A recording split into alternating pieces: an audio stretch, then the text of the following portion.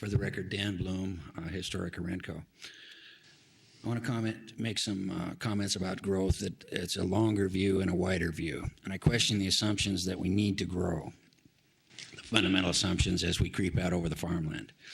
In this nation, we're 5% of the world's population. We use 20% of the world's natural resources, or natural capital for any market-worshiping capitalists out there. Global heating, reduced biodiversity, scarcity of natural capital, that's natural resources, like water, and water is a current event here. A few hints about the limits and burdens of our old model of growth.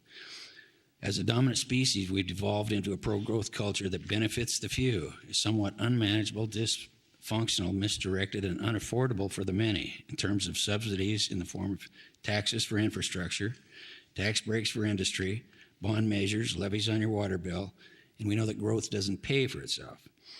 The middle class has gotten nowhere in the last 30 years. 50% of the in-migration figures I've heard from California, 24% from the Seattle area. This affects the dynamic. These could be refugees from places that grew too much. There's no trickle down, no floating all boats. It's all trickle up, as evidenced by the huge disproportionate distribution of wealth in this country to the special interests that lobby to write the laws and receive special systemic advantage under the law, i.e. the development community. The Calthorpe experiment here that our leaders have been trying to implement, balance has not been realized. We don't need more Bull Mountains, Bethanies, or witch hazels. Affording adequate parks has not been realized. School funding is a problem. For those who claim it's all about jobs, number one, it's not your job with the corporation. You may occupy the job until someone has new ideas about the bottom line. IDT will no longer have a presence here.